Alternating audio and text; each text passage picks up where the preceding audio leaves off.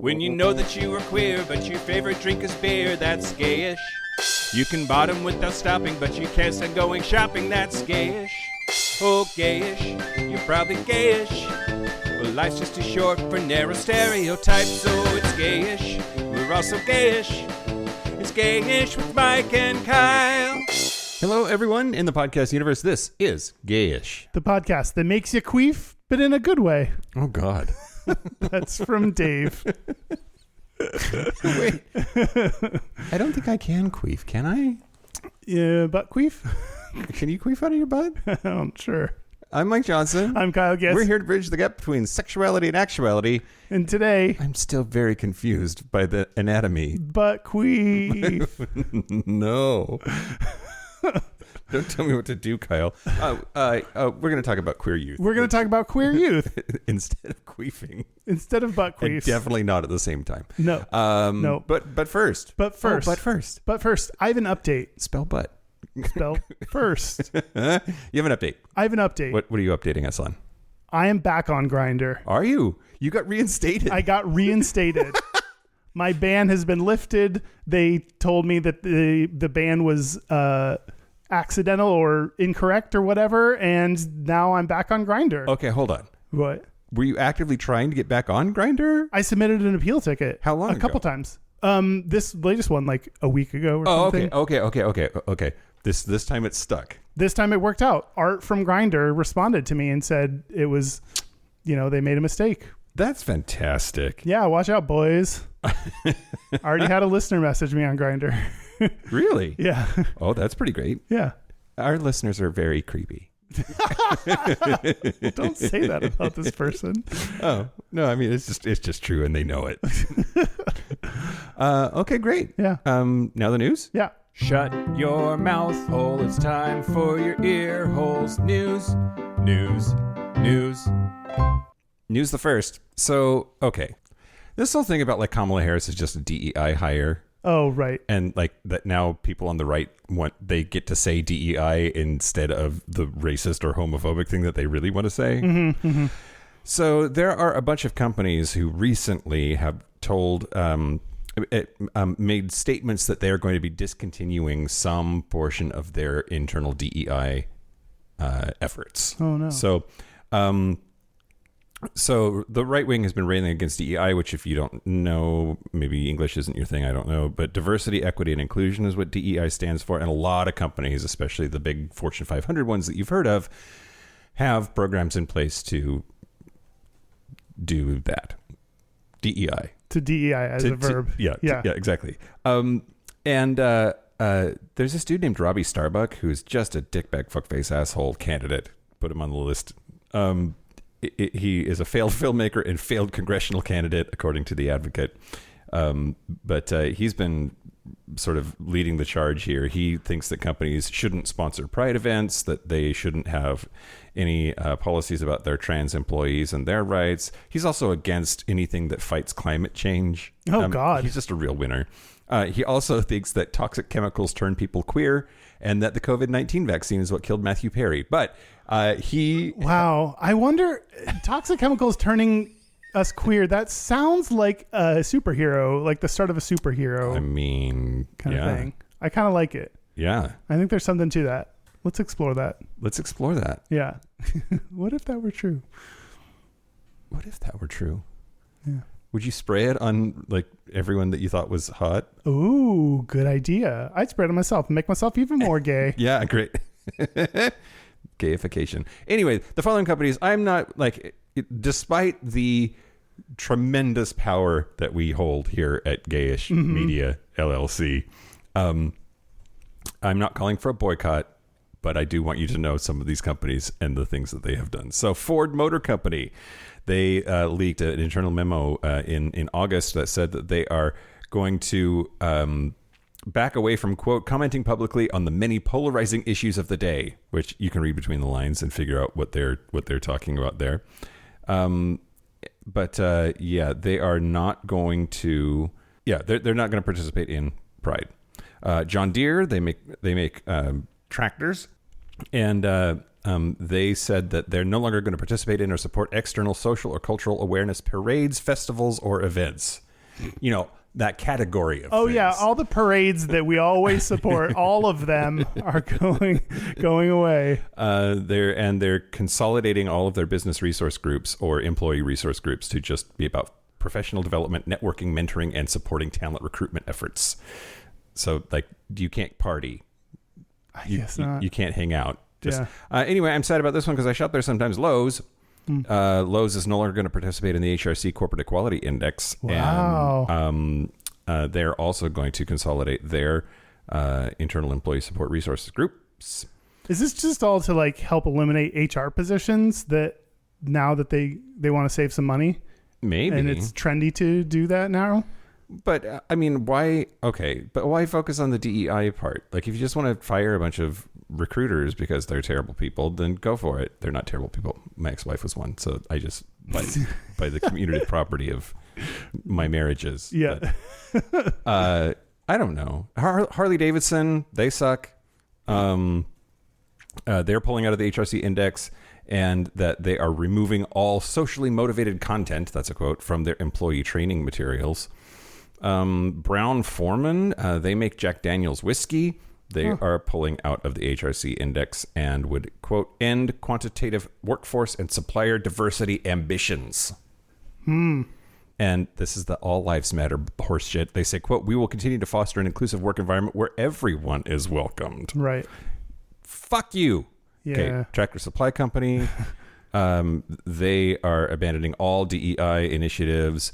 That's the list that I have, at least from The Advocate. But like, it is, I think, always about money. It's always about the bottom line. And these companies have determined that it is better to kowtow to the right and end their DEI initiatives than it is to have them and make the left happy, because the right is so angry. They think that DEI programs or DEI pronouns are going to trans their children. Yeah. Or whatever. Exactly. Yeah. Anyway.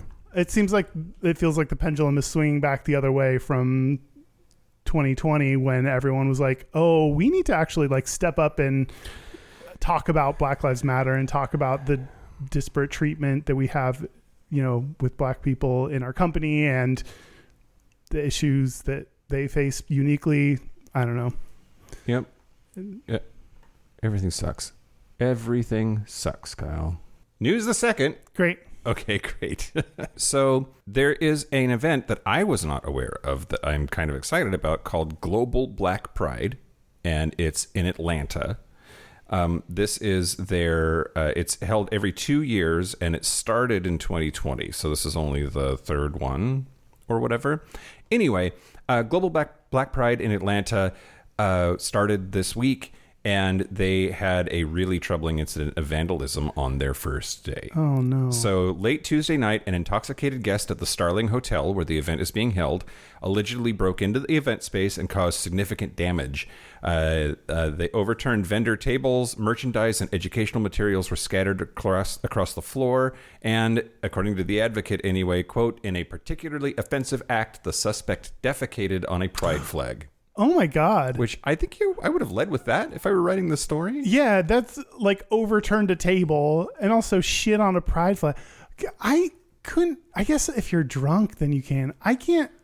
I'd be too poop shy. Like, you can't poop on command? I don't know that I'd be able to go into a room and poop on a pride flag, like just willy-nilly. It reminds me of when it was spring break of my like junior year of college, I think, junior or senior year. And we drove to Lake Tahoe, and there's State Line Avenue in Lake Tahoe is the California-Nevada border, and I had a fraternity brother who wanted to poop in 2 states at the same time, and I thought he was going to give himself a hernia because he was like, he couldn't poop on demand. Do you have to like say? Oh my God, it was one Baldan. We know one Baldan. Oh, from episode whatever, 4 or whatever. early episodes. Wow. Anyway, the Atlanta Police Department has responded to the scene, is engaged with its LGBTQ liaison unit to assist in the investigation. No arrests have been made, but they're actively following leads. And it was what a shitty thing to do. Literally shitty thing to do.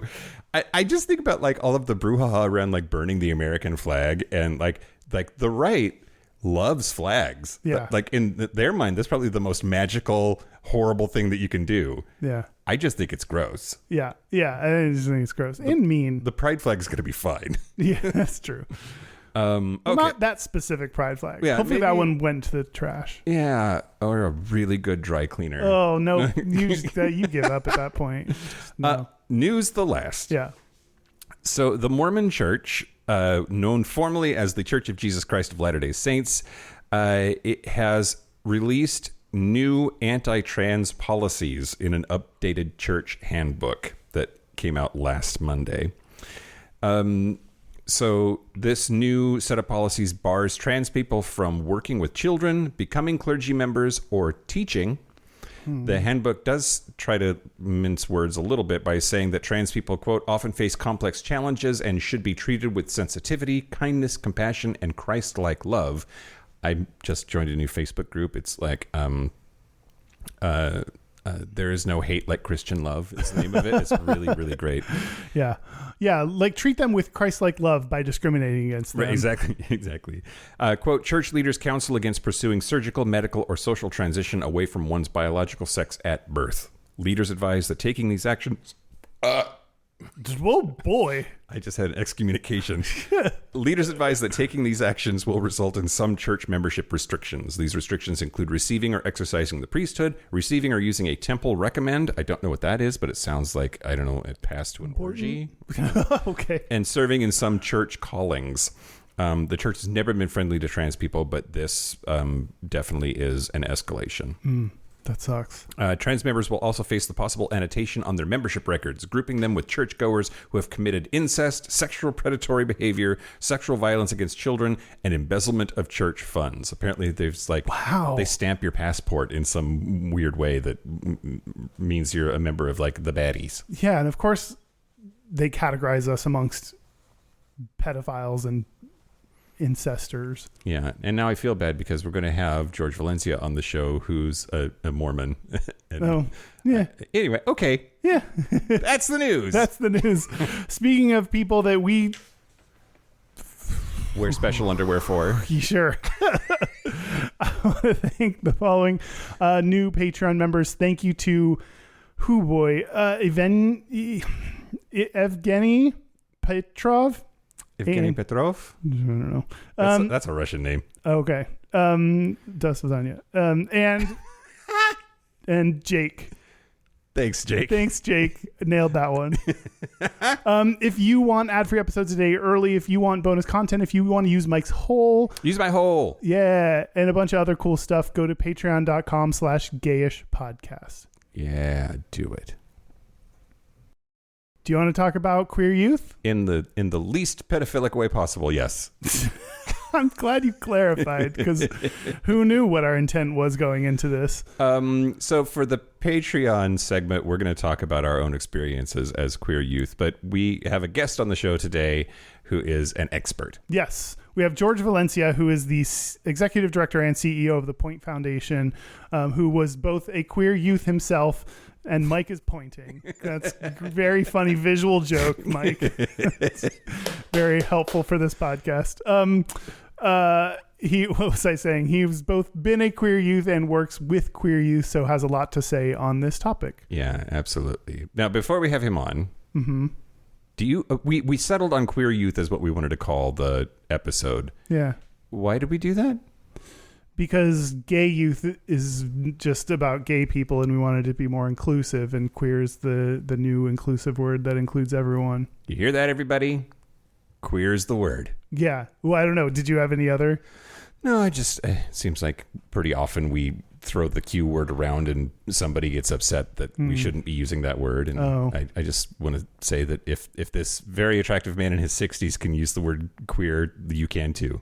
This was also a survey request. What was it? Yeah. So someone who did the survey asked us to talk about queer youth. Yeah, we sent out a survey like a million years ago. It's like a year and a half. Okay. And we're still using those ideas. So thanks to everybody who participated. Yep, absolutely.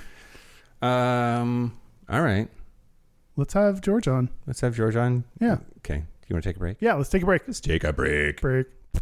This is the part where Mike and Kyle take a break.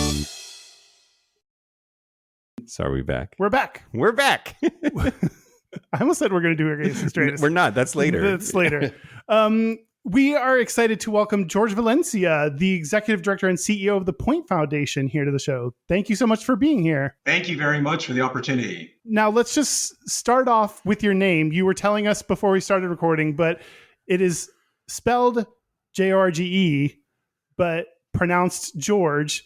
Tell us about that. Yes, I'm a junior to begin with, so didn't even get my own name. But, my parents grew up at a time when there was a lot of racism against Latinos in the United States. I guess that still exists in many areas. Boy, and howdy.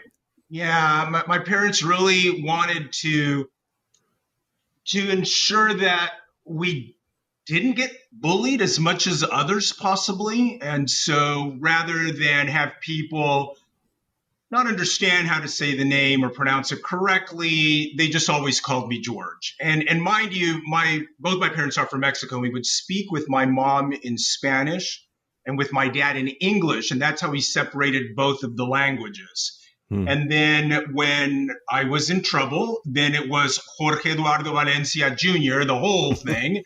and George just stuck. And so that's what it is. I have maybe a weird question then. If that was from early in childhood, do you think of English as being masculine and Spanish as being feminine because of tying one to your mother and one to your father like that? That's interesting. No, I don't. Okay. I don't. I also... And I know you've done segments on on Mormon. I grew up Mormon as well, and I served a mission in Brazil, and so that really screwed up my Spanish because they're so similar. So at this point, it's all alien, I guess. But I know I don't see the gender that way. Okay. Well, another question about gender. I've seen several references to you as being Latine. And so there's Latina, Latino, and then Latine, which I've seen as sort of a replacement for Latinx lately. Can you tell us about that movement and where you've landed on it for your own label? Yes. So I just go with Latino. Okay. Sure. I'm an old guy now. And so it's like Latino and Latina.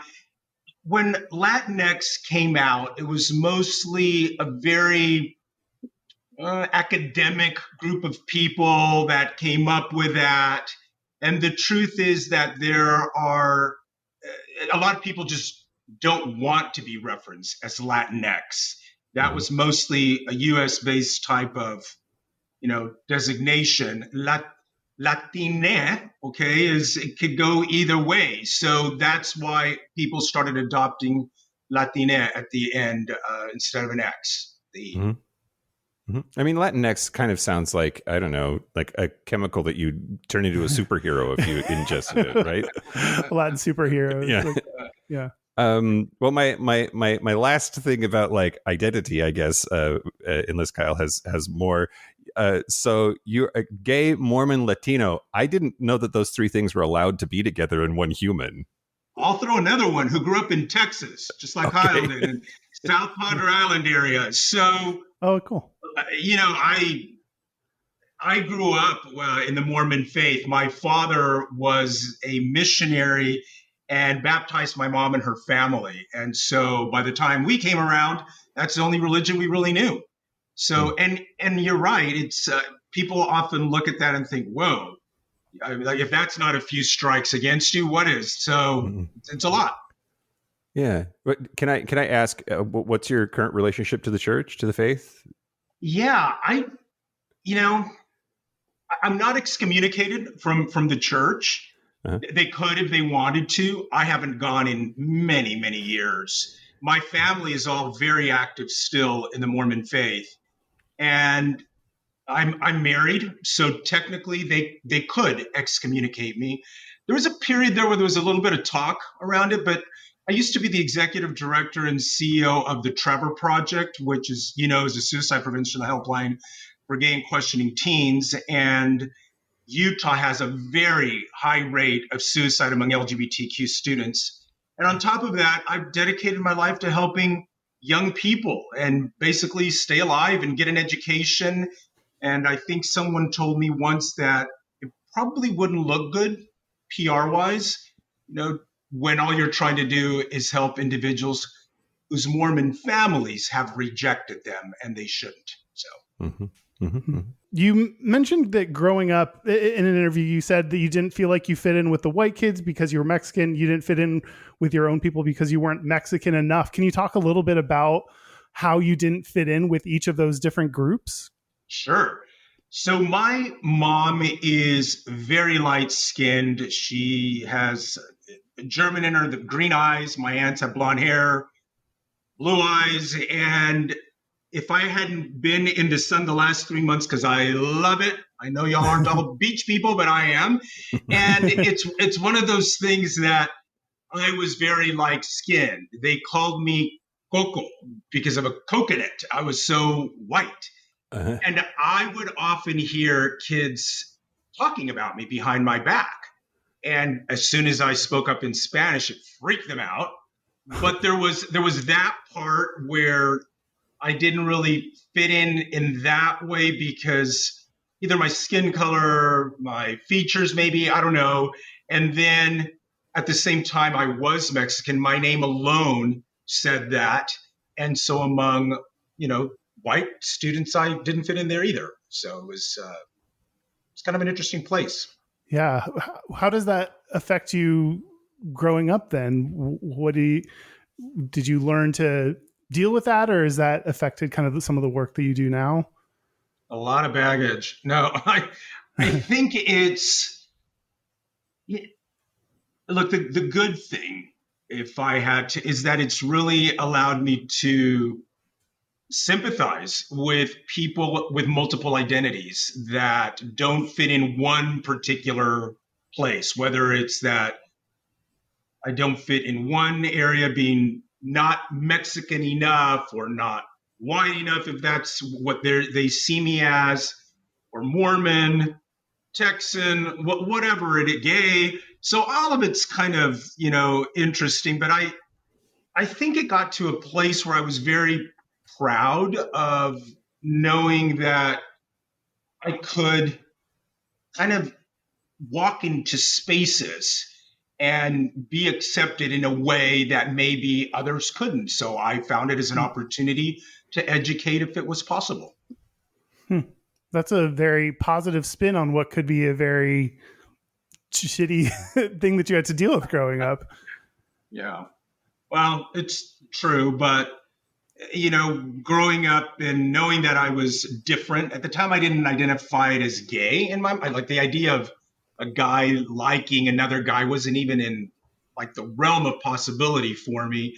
And it's interesting now. So I was a loner for the most part. And looking back now, the kids that I hung out with were, and sure enough, just, 10 years ago, I found out that my closest friends are gay as well. And kind of found ourselves in an area where, again, it was in South Texas, where you go in elementary and it's still the same school district when you graduate, as a senior. So it's the same people I grew up with the whole time.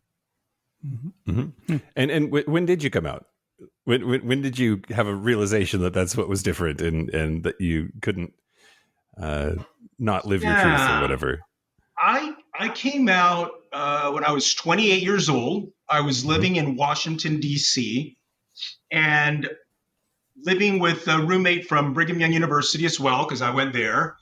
And I don't know, some weekend, I think he said, he loved music to begin with. Like Madonna was his thing. I should have known. But anyway, exactly. And he was lovely and said, hey, we should go to this club.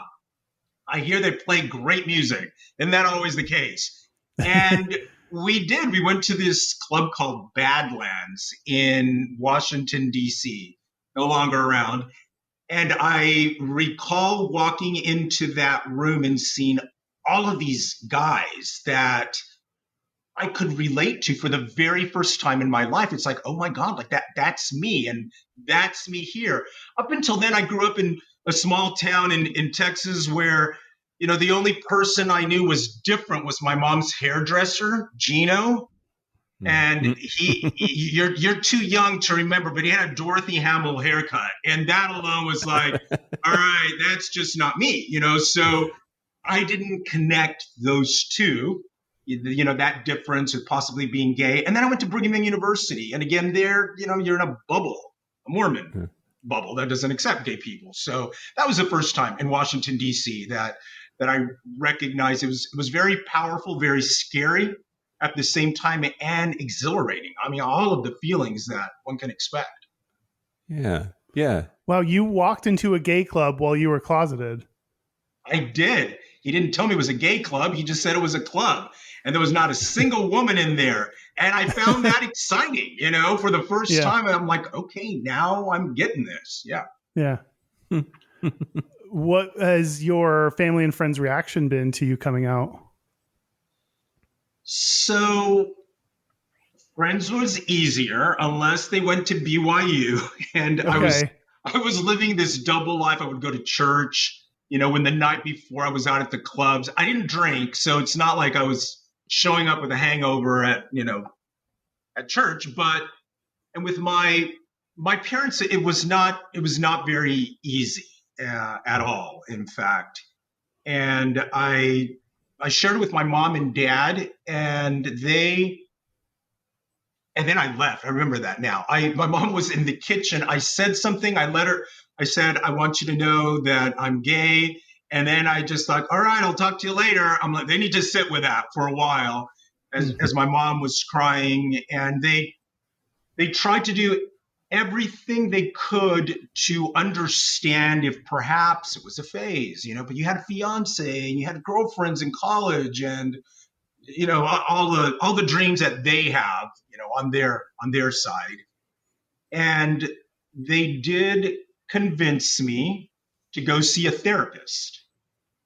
You guys, this is like in the 80s. All right. So again, it was like this whole idea of going to a therapist, which is conversion therapy. I did not know it at the time, was pretty scary, but I avoided that. And it's something I'll always be grateful for, but I agreed to go see this church therapist of theirs. And it was in Maryland. I drove out to the office. I got there early, so I sat in my car for a while. And as the clock got closer and closer, I was like, it was like 10 minutes till, 5 till, the hour hits. And I'm still not getting out of my car. And it's like 5 minutes after 10 minutes. And then I thought, why would I go into there? There's nothing wrong with me. And I drove off and went home. And so that didn't please my parents. And for close to 2 years, we didn't speak. All good now, though. All good. Well, how do you think they made that switch from trying to get you to see a therapist to acceptance? I pretty much let them know that if they weren't ready to accept all of who I was, that was their problem and not mine. And therefore I chose not to go home for the holidays or visit them. And I left it for them to decide what kind of a relationship they wanted to have with me. And they eventually came around, still with its bumps, I have to say. And I'm married now. My partner and I have been together 27 years. And they didn't attend our wedding about 8 years ago. And, it was still tough for them, but neither did my husband's family. So he's part Egyptian and part Irish, and the Egyptian side wasn't very cool with it. So. Yeah. Yeah. Let's talk a little bit about like cultural challenges when it comes to the queer community. You mentioned Egyptians, and that's not a society that's really known for being very queer friendly. How would you rate the Latino community in terms of like writ large their relationship to the queer community?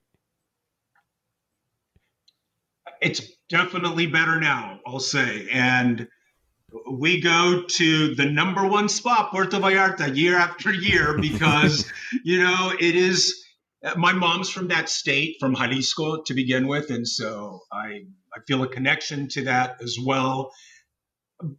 But it's different. Growing up, it was not. I mean, there were constantly jokes about gay people and being called a maricon, which is a faggot in Spanish, and just living with that all the time. And I don't see that as much. I think it maybe depends on where you go. The areas that we've been to, and my family knows, my cousins do, and they've never said anything negative about it. What they say behind my back might be different, but it feels different. Sure. Yeah. Well, let's maybe pivot a little bit. How did you arrive then at advocacy? Like you've done so much work with Point Foundation, moving backwards to Trevor Project. Like what's the origin story there of how you got so involved in advocacy, especially for queer youth? Yeah. Thanks for asking. For me, it's been a personal decision every time I've taken a job and it comes from a very, I guess, maybe selfish way of trying to fix what's maybe perceived as broken at times, or I perceived as broken in me.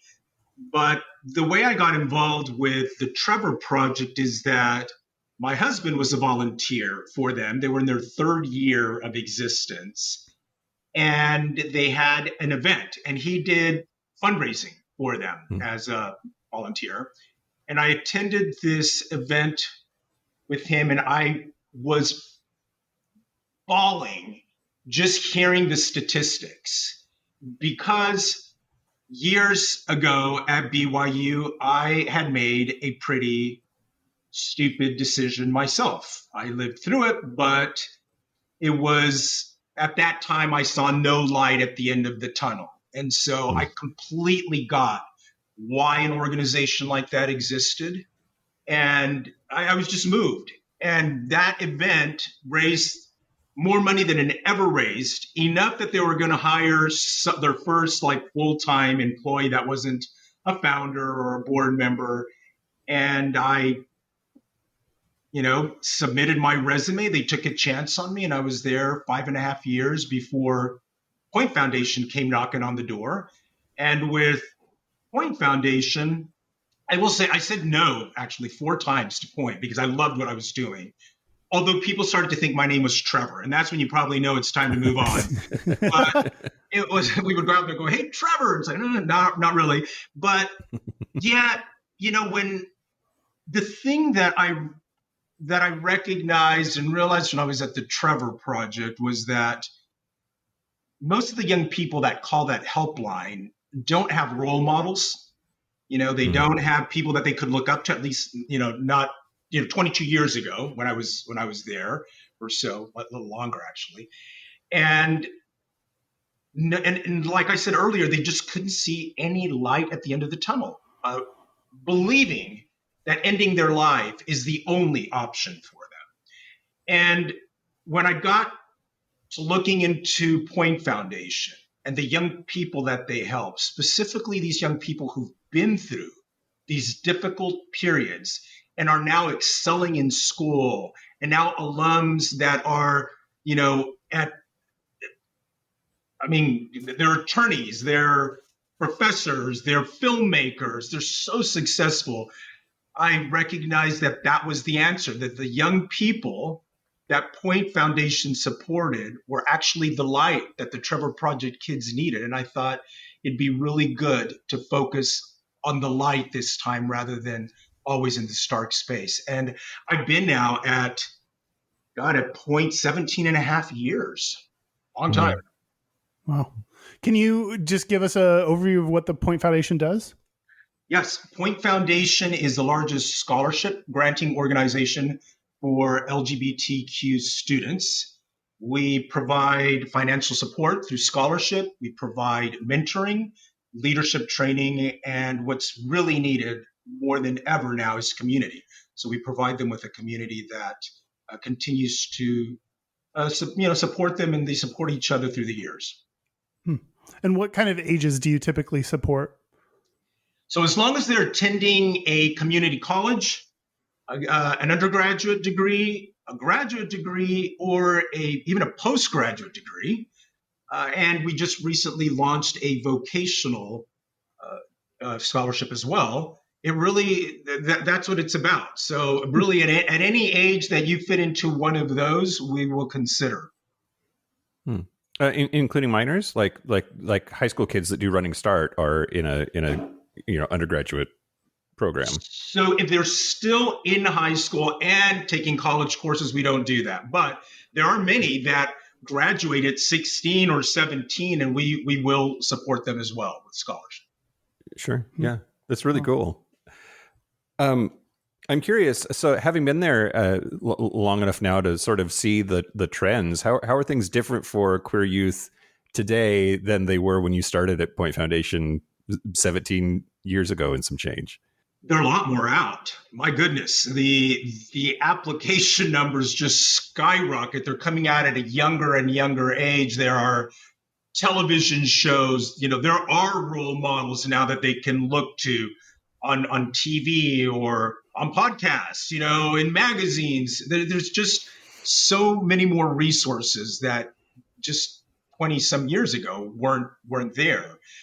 People that are in visible roles or visible professions are coming out, and that's a good thing for young people who may feel very alone. And at the same time, it is scary for them because the people that are not accepting or even not tolerant are really fighting harder than ever to just squash their identities. Mm-hmm. Especially trans people lately, right? Like that's, at least subjectively, it feels like they're the favorite target these days for the opposition. Totally. Is that, well, let's start with community. You mentioned community, which I wanted to dig into a little bit of, like, what are the ways in which you build community for these folks? But can you speak to the trans experience in the last 4 or 5 years, especially as politics have heated up?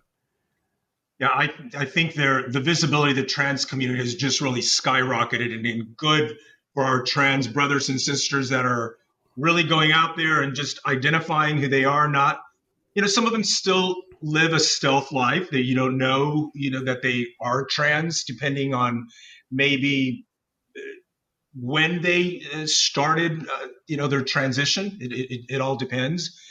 But it's definitely become more visible, and I think it's an easy target for the conservative folks. It just they grab onto anything that might seem salacious, like the bathroom stuff, the bills and stuff, and it's just like, seriously, like, all you want to do is go take a leak, and you're concerned about that, but it's like that kind of mentality, or the sports thing, which is it's a big conversation right now, and what that looks like.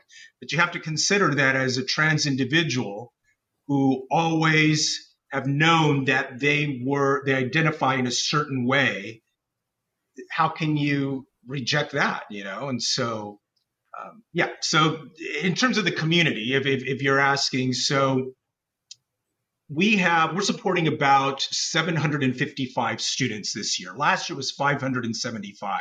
So it continues to grow. Just 4 years ago, it was 80 students. So that is very rapid growth.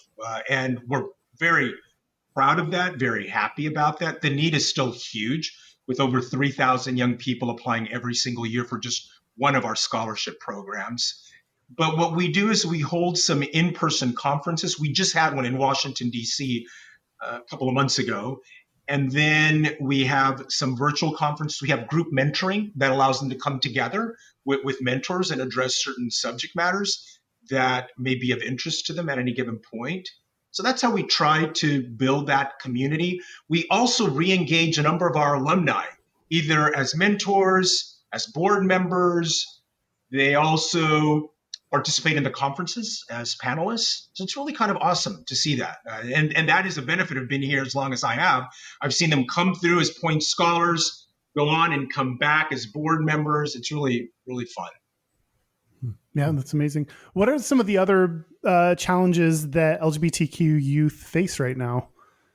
I think that our youth today, LGBTQ youth, I should say, are still they're still not accepted in many parts of the country, even in those areas that you would think would be most accepting, like in California, or New York. But every year we get applications from students who get turned away because of the religious upbringing. And so that has a huge impact on young people. And by the way, these are young people that have a belief in God and that are trying to reconcile who they are with what they've been told in their homes and behind the pulpits, and I think that continues to be a big part of it. And then, of course, with the Supreme Court decisions that came down, the three that literally hit our community directly right on, especially the work that we do, we are seeing that access or equal access to a higher education has become a bit more difficult to attend some of the areas that they'd wish to go to. So I'll give you one last one, which I found very interesting. I'm not going to tell you the university, but a university called us and said that they were going to have to take us off their website as a resource for students to apply for scholarship. By the way, we do the scholarship and the selections all on our own. It's not like we go through the university. We don't give them the money. The selections happens all at Point Foundation. But just having our name there, because it was a scholarship that was specific to LGBTQ students, they said they were going to have to remove from their website unless we were willing to change our mission because of Title IX and not wanting to discriminate. It's like, thank you, we'll handle this on our own. So, wow, yeah. The audacity of someone to ask that of you. They're going after diverse scholarship organizations as well that focus on racial diversity. They're starting to do the same thing, and they're grappling with how to support individuals that identify a certain way when in past they've been able to give the money directly to a university and have them distribute that money. Straight, white, Christian, able-bodied people want so badly to feel discriminated against. It's just wild to me, the ways in which they'll invent problems and persecution. Yeah. It feels gross. How do you answer the question if someone asks, like, why do LGBTQ people need their own specific scholarship? Yes, I'm very happy to share that. And give me 1 second. Here we go. I just wanted to make sure that I had all of the statistics in front of me so I don't mislead anyone. First of all, when you look at LGBTQ students in high school to begin with, we're talking that the dropout rate among LGBTQ students is 3 times that of the national average because of the harassment, the bullying, the violence that they experience in high school. And they're twice as likely to report that they don't want a higher education. Like, why expose myself to more of that? And by the way, that's also why we started our community college program. Many of them that did want to go on to a post-secondary education didn't have the grades, didn't have the money because their families rejected them. 30% of students nationally start in community college. And so that's why we launched our community college program. But then let me give you some other statistics. 45% of transgender students of color report feeling depressed compared to 18% of white LGBTQ students. So when you have these individuals with intersecting identities in our community, even more so. 30% of transgender students say they've been denied access to gender-affirming bathrooms. I mean, my Lord, that's like a human right, basic right that we should all have. And 40% of students that are LGBTQ and have a disability report feeling excluded from a number of campus activities. So it's a question, Kyle, that we get asked quite often. Frankly, it's like, why do you still need something for LGBTQ students? The FBI reported in February that among the top 3 groups most targeted hate crimes, it is Black students, LGBTQ students, and Jewish students, not only in high school, but in colleges as well. So the need is there. Wow. Do you think some people believe that we've all moved past that acceptance has gotten to a point where we don't need it? Like, is that what some people believe? Absolutely. I'm sure that they do. They're always shocked when we provide statistics or when we're able to share with them a scholar's story, or they hear directly from a scholar and what they went through in their home or in their communities. But I do think that the ones that feel that way are the ones that are supportive. They're the ones that are allies or that are members of the community that live in areas that are very accepting of the LGBTQ community. I was just going to ask if it's regional at all, because I find those numbers really hard to believe, but then also recognize that I live in this liberal blue bubble of Seattle. So, is there any? Do you have it broken down by region? Like, is it a rural thing? It is a very rural thing, or it can be, and I would say for the most part it is.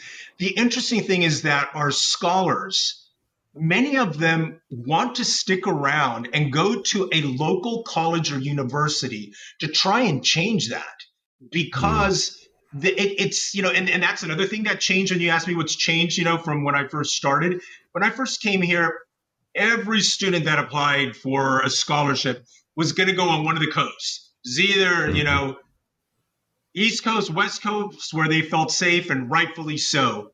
We have seen a shift in that, with many young people wanting to stick around in their hometowns to try to change the conversation and be there for other LGBTQ young people. So that is, but yeah, for the most part, it is, areas that aren't exposed to our community as much, maybe. Mm-hmm.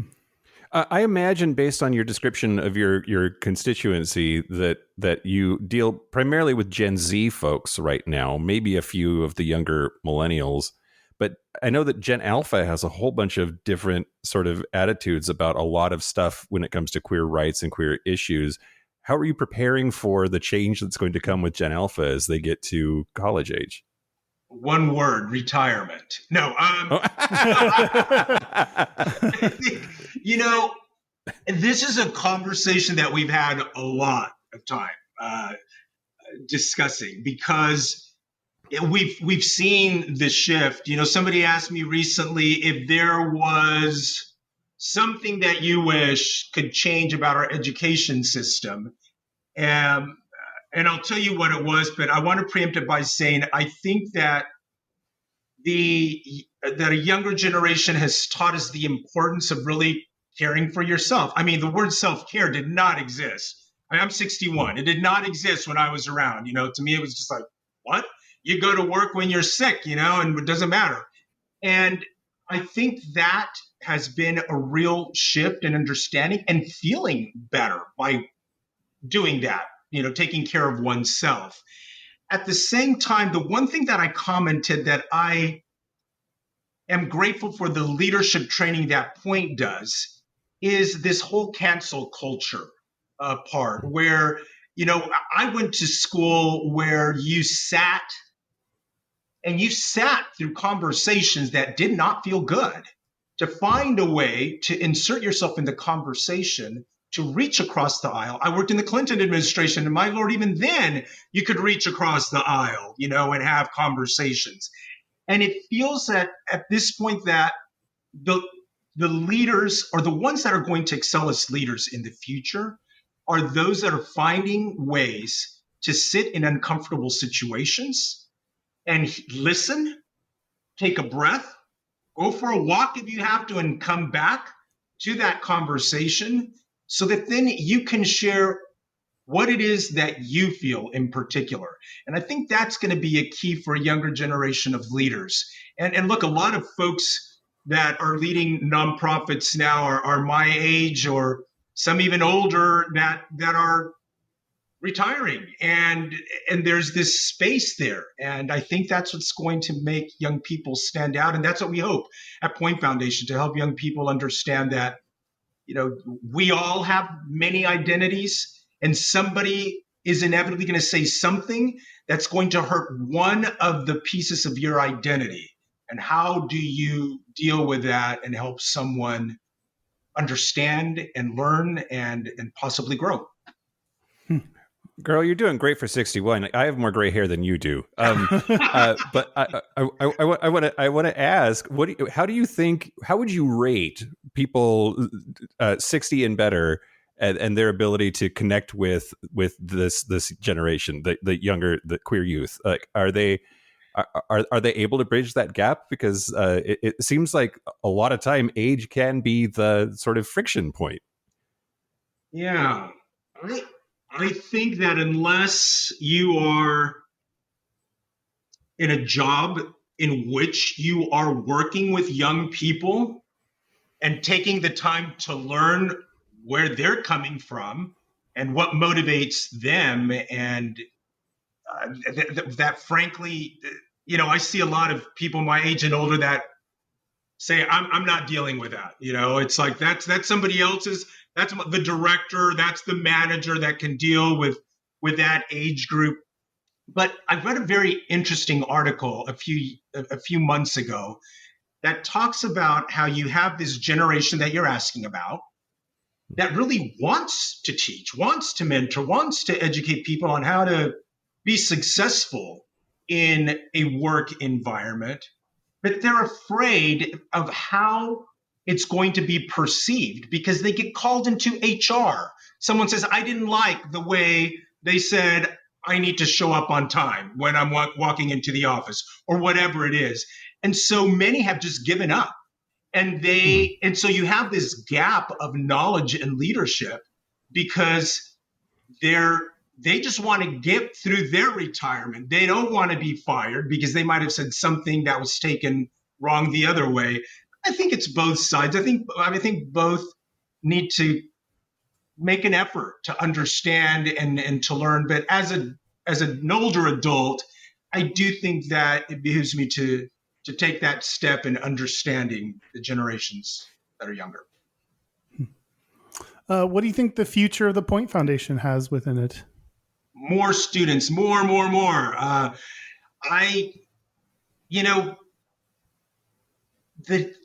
I said this earlier, but there are thousands and thousands of young people that want some type of post-secondary education. And when Point Foundation started, it only supported individuals that were going to a 4-year or a graduate program. And we got to a place where we wanted to meet individuals where they were in their journey to a post-secondary education. And that can be vocational school, trade school. I mean, I think that's how people's minds and hearts are going to change as well. I mean, I want to go to a mechanic that's gay. I also want to feel safe if I don't know how to change the oil. I think it's every 3,000 miles, FY. But if it's, it's one of those things where I think I want to feel safe in whatever space I walk into. And I think if we're able to support individuals in any sort of post-secondary education, that's going to make life better for everyone. Well, if you could say one thing to every gay Mormon kid or trans kid of color in the middle of the country, if you had just one sentence that they could hear, what would you put in their ears? There's a huge community that is dying to wrap their arms around you and welcome you. You're not alone. Oh, that's lovely. That's beautiful. Yeah. Well, thank you so much for being on. We really appreciate all your insight and everything that you shared with us. Thank you. It's not going to be as fun as the podcast that the two of you do, which are very fun to hear, but thank you for the opportunity for people to hear about what Point Foundation does. Yeah, absolutely. Absolutely. So should we take a break? Yeah, let's take a break. Great. Let's take a break. This is the part where Mike and Kyle take a break. Are we back? We're back. We're back. We're going to do our Gayest and Straightest. We're going to do our Gayest and Straightest. But first, George, where can people find out more about you, maybe get involved in the Point Foundation? Tell us all the things. Sure. First thing, we're on Instagram. We're on Facebook, LinkedIn. Our website is pointfoundation.org, and it's POINT Foundation. So .org. And we have some really exciting dates coming up. We have applications that are opening up for our BIPOC scholarship program and also for our flagship scholarships, which is for those that are going to undergraduate or graduate studies. Those open up September 10th. So go for it. There's money to give to students, and we want to help. So that's something that I would love for people to be aware of. And the other thing is that from October the 28th through November 1st, we have what we call Out in Higher Ed Week. And we do a series of things on Instagram and just some good messages for individuals. We've often had a number of participants from professors and administrators that are members of the community that participate in that as well. So those are some good things. Awesome. That sounds great. Well, look for that. We'll put a lot of that on our social media too, so we can help get the word out. Hopefully. Thank you. But in exchange, can you teach us how to TikTok? Do you know anybody in your world? Because we're not good at it. I actually do know someone. Email me afterwards, and I'll tell you who's very good at that. So. Excellent. Well, our website is gayishpodcast.com. We're on socials except for TikTok at Gayish Podcast. Our hotline, you can send us text messages or leave us voicemails, is 5855-GAYISH. That's 585-542-9474. Standard rate supply. Standard rate supply. Oh my God, I forgot. It's the only time I've ever forgotten to say it. Oh God. Okay, go ahead. I just felt so off kilter with you not saying that. Our email is gayishpodcast@gmail.com. And our physical mailing address is Post Office Box 19882, Seattle, Washington, 98109. Do we have any? I don't think we have any like announcements or scheduled things or anything coming up. No. Send in if you have your ideas for the podcast send those into our email, or if you want to submit your Gayest and Straightest as a voicemail, please feel free to do that. Rate, review, subscribe, and recommend, everybody. The 4 R's that makes the world go round. You ready for Gayest and Straightest? Yeah, let's do it. I nominate you, Kyle. Okay. My Gayest is getting back on Grindr. Yeah. Good work. I got kicked off and now I'm back on. And so I was just spending a lot of time on Grindr this past weekend. Okay. You were kicked off because you pretended to be a journalist. Is that right? I don't know why. They said it was in error. So it must have been. No, I was interacting with a spam bot when I got kicked off. Oh, okay. Great. I was like, what is your or like someone trying to steal my information or do something. And I was like, what is the scam here? Like, what are you trying to do? Yeah. I kept trying to prod at this like bot thing. Great. And then I got kicked off all of a sudden. Was the bot hot? I don't remember. Okay. Surely they were, because it's always some like really hot seeming guy that's like in the military or something. Yeah. My straightest is waiting for the trash to be like practically overflowing before taking it out. Yeah, absolutely. What about you, Mike? What about me? So the gayest thing about me this week, the building that boyfriend and I live in did a trivia event thing on Friday night. And I went, and I don't know anybody other than boyfriend here in the building yet. So I sat down and met some people, and these 2 really, really hot boys came and sat down. And I asked them, "How long have you been together?" They were roommates. Like they were not a gay couple. I just forgot where I was in my gay universe. I presume everybody's banging. And then the straightest thing about me this week is buying bulk underwear at Costco. Wow. Yeah. All right. I've given up on the cute briefs and famous like Andrew Christian bullshit underwear, and I just went full on like Puma brand big old bulk underwear. Wow. Do we need to have a talk after this? We need an intervention, I think, for sure.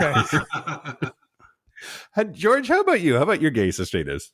So my gayest was that I went to a knitting class. Oh, nice. The only guy there. I was trying to find a number of years ago something to take my mind off work, because it's always thinking about it. And it works. I did a couple of classes, but it had been a while. And I went again after a number of months. Forgot everything that I learned in the first few lessons, had to start over. And again, I'm like the only guy in that, in that group. So that probably was. And I want to take up knitting because it's the closest I'll ever get to Tom Daly. see, there you go. Yeah, let me tell you, he's not going to the knitting classes I go to. So then the straightest thing was that, and I know you don't believe it, but LA can get very hot sometimes. We're going to get to the hundreds this weekend this week. Yeah. Yikes. And so a few years ago, the air conditioner, one of the units kept blowing out, and it's the central air one. And I had to bring someone in. I finally got smart and watched what the guy was doing. They were literally switching fuses, just popping in new fuses. So I bought fuses in bulk, not at Costco, but if they did, I would. And I went in there and it blew, and I switched them, and I'm cool now. So Wow. George, HVAC repair is like the straightest category on our like graduated list of things that you could select Yeah, from. that's pretty impressive. Well, Jorge Valencia, Executive Director of the Point Foundation, thank you so much for being here and talking to us today. thank you all. Also, thanks to Art from Grindr for reinstating Kyle. Thank you to Art for sure. Thanks for your hard work. You told me you were going to get me a month of free extra, and that hasn't come through. So, hit me up again Hold 'em and to make it. it happen. Also, I want to thank our super gap bridgers. Thank you to Locomotive, Kaylee Adams, Kit Oliver, Kobe Gordon, Squaggle, Pip, Andrew Bugby, William Bryant, John Crowley, Yost Osel, Jonathan Montanius, Forrest Nail, Steve Douglas, Explosive Lasagna, Michael Covington, Just Jamie, Thomas B, Dusty Sands, A. Coleman, Chris Cacciatorians, and Jerome York. Thank you for your support. Thank you for your money. That's it. This has been Gayish from the Chris Cacciatorian Studios. I'm Mike Johnson. I'm Kyle Getz. Until next week, be butch, be fabulous, be you. See you next week. See ya.